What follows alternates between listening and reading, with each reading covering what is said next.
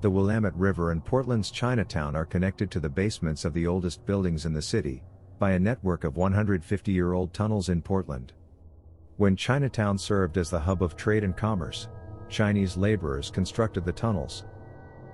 The tunnels were initially intended to be used for delivering cargo from ships to the inner city. The ship's crew could avoid the headache of inner-city traffic by utilizing the tunnels. Since many Portland businesses kept their inventory in their basements, this was advantageous for the city's economy. But the tunnels had a much more sinister purpose than the decent citizens of Portland were aware of.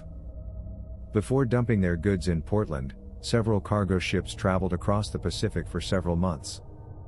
Sailors had a very small window of downtime before they had to pack up and set sail once more. As a result, in the pubs or in the saloons, many sailors would fight or drink. Some sailors seized the chance to end their life at sea, because they dreaded contracting a fatal illness or suffering a crippling accident. Sea captains would then need to fill those vacant posts in order to leave port on time. Long maritime excursions were frequently reluctantly accepted by the general public. Therefore, unethical captains would pay men $50 per person to Shanghai replacement sailors. The Shanghai tunnel's name is derived from it. The people who did this were known as crimps. They abducted in a number of ways, including as just removing any unconscious people that are located everywhere, be it in the streets, brothels, or opium dens. Even though it was straightforward, there were still dangers of getting captured along the way.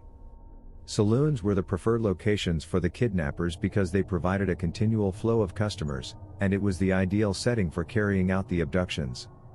Additionally, it was easier and more profitable overall. The majority of those present were either intoxicated, socializing with other men or women, or simply going about their business in the noisy and dark bars. The targets, who were mainly inebriated males seated at the saloon counter, who would not have observed anything happening to them. There were trapdoors in several bars that were sprung on unwary people. It was impossible for the victim to escape the tunnel once they had entered it. The tunnels were also frequently utilized by prostitution networks. Shanghai residents were not aware of the gangsters. There were numerous competing gangs in Chinatown, each of which frequently had its own tunnel leading to the docks. They smuggled people as well as goods and drugs into the area through the tunnels.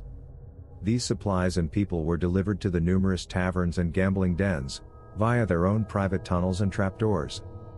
Using these strategies helped them avoid being discovered by the authorities, like the majority of the gangs in the region. The tunnels were also used for other criminal reasons. The tunnels were converted into underground expressways during Prohibition. Shanghai residents carried booze from ships on the Willamette River to bars all across Portland using the tunnels. Secret entrances into the tunnels were frequently utilized by bars and hotels to conduct business away from prying eyes. During Prohibition, police frequently raided bars, making it impossible for bar owners to run their businesses. In order to combat this, bar owners started hiding their alcohol in secret locations deep within the Shanghai tunnels. Bars used hidden doors frequently around this time as well. Large squads of police officers conducted raids on taverns and saloons, making it impossible for criminals to flee. Bar owners hid their associates when they were on the run by using secret entrances and corridors. The suspect would go back to his seat at the bar and order another drink when the police finished their work. Police officers started searching the tunnels as they recognized that the gangs were exploiting them. Unfortunately, because of the size of the tunnels, police officials frequently failed in their efforts. Cannibalism is also included in the reports. Incredible and horrible stories about ship crews devouring some of the Shanghai victims, as well as tales of trapdoors and holes within the tunnels filled with bodies, have also been told. The first local mention of the cannibalism scourge is said to have been made in the local tale of Bunko Kelly, known as the Kidnapping King of Portland.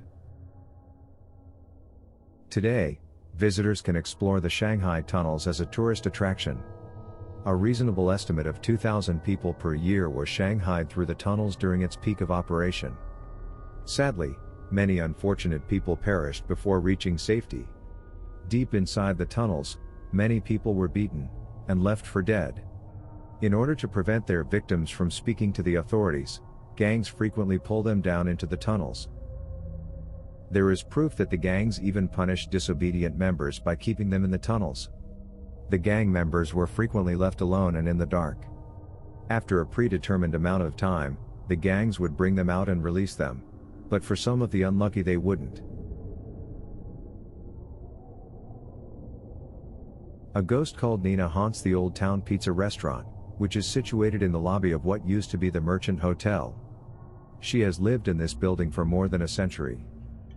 In addition to her portrait hanging on the wall, there is a brick with her name Nina engraved on it that was once part of the original elevator shaft. Many people admired her for having the guts to report her captors, and inform the public of what was happening. She was reported to be attractive and charming, making her the ideal female companion for the upper-class men that stayed at the Merchant Hotel. She announces her presence by disguising herself as a white or black-clad woman. For her own entertainment, she enjoys appearing on the balcony in front of the workers and customers. The smell of her perfume is detected by the living, followed by a fleeting view of a figure wearing a black dress and peering over the patron's shoulder. She is most active in the early mornings or right before closing, floating and moving around the restaurant, shifting chairs, objects on the tables, and the kitchen to let staff members know she is there. People claim they can hear her light footsteps tap over the floor when it is quiet. After the restaurant closed one night, one employee was working by themselves in the kitchen, trying to finish up for the day. Coming towards him, he could hear the gentle tapping of approaching feet. When he raised his head, a woman in a long black dress could be seen approaching him. When Nina noticed him staring at her, she paused and turned to face him, before making her way down the basement stairs to the closed-off tunnel. People who have walked through Portland's tunnels have reported hearing moaning and screaming, and even crying. While many of these sounds are thought to be leftover hauntings caused by the energy that has been released in the area, travelers claim to experience goosebumps and a sense of being watched from the shadows. Numerous people claim to have seen an Asian man passing them in the tunnels. The ghost is known by the moniker Sam, and according to explorers, he is in charge of shutting out the lights in bar basements. Sam enjoys moving objects about in the tunnels as visitors pass by. One tour guide claimed often to have heard a voice shouting out the name Sam. The visitors were startled as it reverberated through the tunnel. He knew it was not one of them because his entire group was standing behind him. Others claim to have ghostly fingers touching their shoulders, while no one else is nearby, as well as seeing fast shadow motions. The majority of visitors to the tunnels identify Sam as a good ghost, and look forward to his arrival. Tricksters are the name given to other tunnel ghosts. They frequently pull at the bottom of your shirt or the ends of your hair. One visitor claimed that just before she tripped, she felt a tiny tug on her clothes.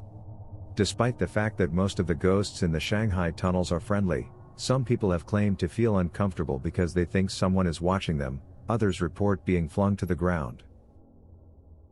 One man recalls hearing the sounds of childish whistling. He got to his feet and looked to see who had knocked him over. He raised his flashlight to check behind him and saw nobody. Several witnesses have heard them and even seen them. Some reported they had a cold, wet hand touch them. Many believe these ghostly spirits are trapped in the tunnels. So what do you think of the Shanghai tunnels? Let us know in the comments below. And as always, please like and subscribe.